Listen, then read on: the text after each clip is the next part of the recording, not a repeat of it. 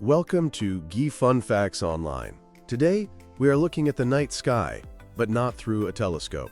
We are looking at it through the window of an asylum in Saint-Rémy-de-Provence in June of 1889. We are looking at it through the eyes of Vincent van Gogh.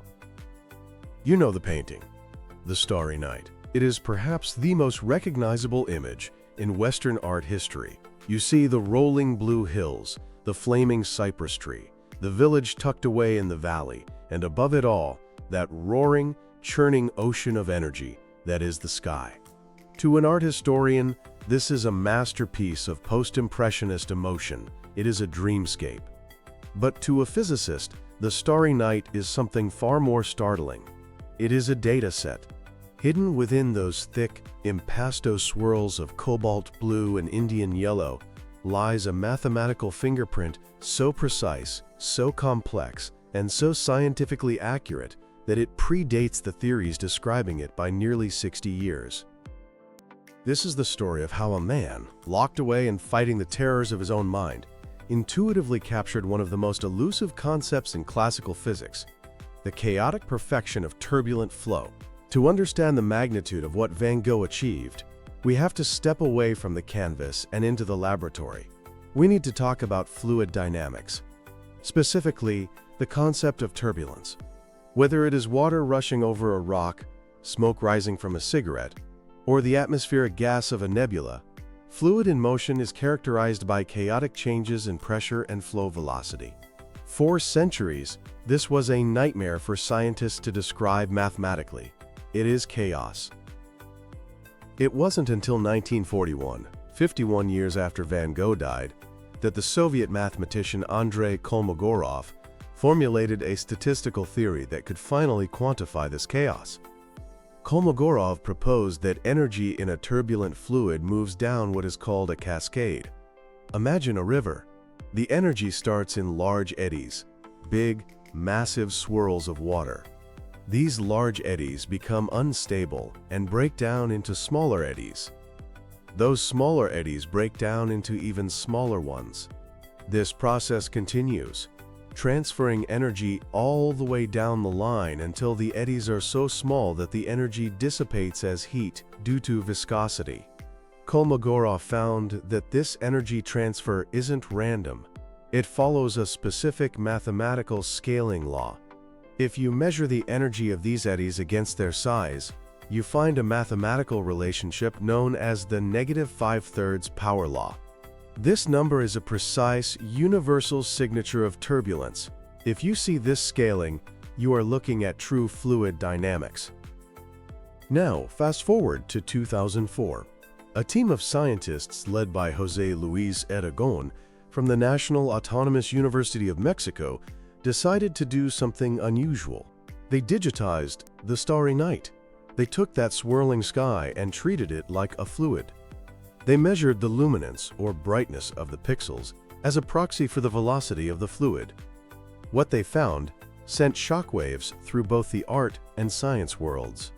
The probability distribution of the distance between two pixels of similar brightness in Van Gogh's sky matched Kolmogorov's scaling law with uncanny precision. Those large rolling swirls in the center of the sky, that is the energy injection scale. The smaller, frantic brushstrokes, they are the inertial subrange, transferring that energy down. Van Gogh had not just painted a pretty sky. He had painted a scientifically accurate model of the atmosphere's fluid dynamics. But the discovery didn't end there. Just recently, in 2024, a new study published in Physics of Fluids by Yangjiang Huang and his team took this analysis a step further. They zoomed in. They treated the individual brushstrokes as if they were leaves swirling in the wind. They found that while the large-scale structure followed Kolmogorov's law, the microscopic paint mixing within the brushstrokes themselves followed a completely different, yet equally significant law known as Batchelor's scaling. George Batchelor, an Australian mathematician, described in 1959 how passive scalars, things like dye in water or pigment in oil, mix at scales smaller than the turbulence itself. This follows a -1 power law. The 2024 study confirmed that the Starry Night exhibits both. It has the Kolmogorov cascade in the composition of the sky, and the Batchelor scaling in the minute diffusion of the paint. Van Gogh captured the physics of the atmosphere and the physics of the paint simultaneously, creating a multi-scale representation of nature that is technically impossible for the human eye to isolate. So, how did he do it? Was it a coincidence? Or was it a moment of transcendent observation? To answer this, we have to look at the man himself in the summer of 1889. Vincent checked himself into the St. Paul de Moselle asylum on May 8th, following a severe breakdown in Arles. He was terrified of his own mind. He sought refuge in structure. The asylum was a former monastery, quiet and austere. He was given a second-story bedroom with a window facing east, overlooking a wheat field in the Alpilus Mountains. It was from this window that he saw the sky that would define his legacy. In a letter to his brother Theo, dated around June 2nd, he wrote about seeing the countryside a long time before sunrise, with nothing but the morning star, which looked very big. That morning star was Venus, shining with exceptional brightness that spring. But Vincent wasn't just seeing a star. He was seeing the medium in which it hung. The Provençal sky is dominated by the Mistral. This is a fierce, cold wind that blows down from the Alps. It is relentless. It is known for driving people to madness with its ceaseless howling. In June 1889, the Mistral was blowing. While other impressionists were obsessed with light, Monet painting the fleeting sun on a haystack, Renoir focusing on the dappled light on a dress, Van Gogh was becoming obsessed with movement. He wrote to his friend Émile Bernard about the agitated sky. He wasn't painting a snapshot, he was painting a duration. He was trying to capture the act of the wind blowing, not just the result. Now, the connection between his mental state and his art is often romanticized, but here the science offers a darker, more fascinating correlation. The 2004 study by Aragon analyzed several of Van Gogh's paintings. They found that the Kolmogorov turbulent signature was present in The Starry Night, Road with Cypress and Star, and Wheatfield with Crows. All of these were painted during periods of intense psychotic agitation. However, and this is the key, when they analyzed his self-portrait with bandaged ear and pipe, painted immediately after his breakdown, but during a period he described as one of absolute calm and heavy sedation, with potassium bromide, the turbulence was gone. The mathematical scaling vanished. The flow was no longer turbulent. This suggests a profound link between Van Gogh's turbulent mind and his ability to perceive, or at least express, the turbulent flow of nature. During his psychotic episodes, his sensory gating, the brain's ability to filter out irrelevant stimuli, may have failed. He might have been experiencing a sensory overload where the motion of the wind, the flickering of the starlight, and the overwhelming energy of the cosmos became a tangible, vibrating force. He wasn't hallucinating the swirls. He was hypersensitized to the very real physics of motion that the rest of us ignore. But let's pivot to the neuroscience of the viewer. If the physics explains what he painted, neuroscience explains why we see it the way we do. Even if you know nothing about fluid dynamics, the Starry Night appears to move. The stars seem to twinkle. The blue river of the sky seems to flow.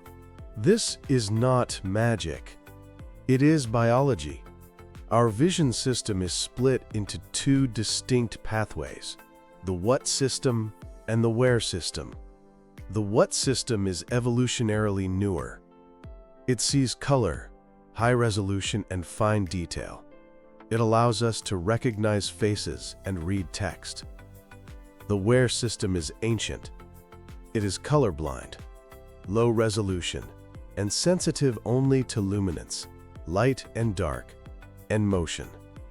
Its job is to tell us where something is, and if it is moving so we can catch it or run away from it. Margaret Livingstone, a neurobiologist at Harvard Medical School, points out that Van Gogh used a technique called equiluminance. If you look at the yellow moon and the blue sky surrounding it, They are vividly different colors. But if you strip away the color and look only at the brightness, the grayscale value, the yellow and the blue, are almost identical in luminance. This confuses the brain. The what system sees a strong contrast between yellow and blue and says, there are clear objects here. But the where system, which is colorblind, sees two areas of equal brightness and cannot distinguish the edges clearly. It can't lock the position of the stars. As a result, the where system interprets this positional uncertainty as jitter or motion. Furthermore, the brush strokes in the sky create a phenomenon known as illusory motion. The repetitive, directional strokes activate motion-sensitive neurons in the visual cortex. When we scan our eyes across the painting, the high-contrast edges of the swirls stimulate these motion detectors, making the static image appear to churn. This effect is amplified by our peripheral vision. The central part of our retina is packed with cones for color. The periphery is packed with rods for light and motion. Rods are far more sensitive to the where system signals. If you look directly at a star in the painting, it might look relatively still. But look at the church steeple, and out of the corner of your eye, the sky above will start to swirl more violently. This mimics the actual experience of looking at the night sky, where faint stars are often clearer in averted vision than in direct gaze. Van Gogh, painting in the dim pre-dawn light, would have been relying heavily on his rod vision, perhaps unconsciously transferring that rod-dominated, motion-heavy perception onto the canvas. To truly appreciate the uniqueness of the Starry Night, we must compare it to other turbulent works of art. Van Gogh was not the only artist to depict storms or anxiety, but he is the only one who got the math right. Take Edvard Munch's The Scream. Painted just 4 years after the Starry Night, it is the other great masterpiece of anxiety. The sky in The Scream is blood red and wavy. Many have hypothesized that Munch's sky also depicts turbulence. However, when scientists applied the same pixel luminance analysis to The Scream, the result was negative. The swirls in Munch's sky do not follow the negative 5/3 scaling. They are aesthetic, symbolic waves, not physical ones. They represent internal psychological horror, not external physical fluid dynamics. Consider The Great Wave off Kanagawa by Hokusai. This famous woodblock print depicts a towering, claw-like wave. It is a masterpiece of hydrodynamics, capturing the fractal nature of a breaking wave. However, it captures a different physical phenomenon, linear direction focusing and breaking, rather than the atmospheric turbulence of the Kolmogorov cascade. Hokusai froze a moment of structural mechanics. Van Gogh captured a continuous flow of energy. Leonardo da Vinci, the original scientist artist, filled notebooks with sketches of water flowing into pools, obsessively studying the eddies and whirlpools. Yet, even da Vinci's deliberate, analytical sketches do not perfectly align with the Kolmogorov spectrum in the way Van Gogh's impassioned, manic brushstrokes do. Da Vinci was trying to draw the math, Van Gogh felt it. Is it possible that this is all just a coincidence, a popular myth? Critics, including fluid dynamics experts, have pointed out that a painting is a 2D static object. It has no Reynolds number, no temperature, and no pressure. They argue that applying fluid dynamics equations to a dry canvas is a category error. And technically they are right. The Starry Night is not a simulation. But the counter-argument, bolstered by the 2024 study, is that the statistics of the pattern match the statistics of nature. It is not that Van Gogh calculated the Reynolds number of the air. It is that his brain had internalized the statistical probability of how energy moves through a fluid. Think of it like a musician with perfect pitch. A composer like Beethoven could hear the mathematical intervals of harmony without needing to calculate the frequency ratios of the sound waves. Van Gogh had perfect pitch for motion. He had spent thousands of hours observing the wind rippling through wheat fields, the smoke rising from pipes, and the clouds churning in the mistral. His brain had built a predictive model of how turbulence looks.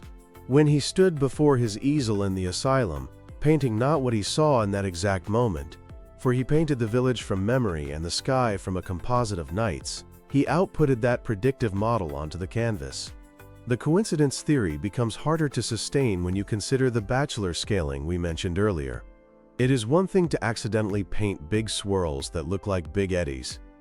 It is entirely another to paint microscopic mixing patterns in the brushstrokes that match the diffusion of scalar pigments in a turbulent fluid. That level of multi-scale fidelity suggests a deep, intuitive coupling between the artist's hand and the laws of physics. Vincent van Gogh died by suicide in July 1890, just a year after painting the Starry Night. He died believing himself a failure, his mind broken by an illness he couldn't control. He never knew that he had solved a problem that would stump physicists for another half-century. The Starry Night is more than a painting. It is a bridge between the subjective experience of human suffering and the objective reality of the physical universe. It reminds us that the chaos of nature, and perhaps the chaos of the mind, is not random. It follows a law. There is a hidden order in the storm. When we look at the Starry Night today, we are not just seeing a pretty picture. We are seeing the universe as it truly is, a place of ceaseless, violent, beautiful energy, cascading from the birth of stars down to the mixing of atoms, captured by a man who felt it all too intensely. We are seeing the turbulence of the cosmos reflected in the turbulence of the soul, and finding that, mathematically, they are one and the same. Thank you for listening to G Fun Facts Online.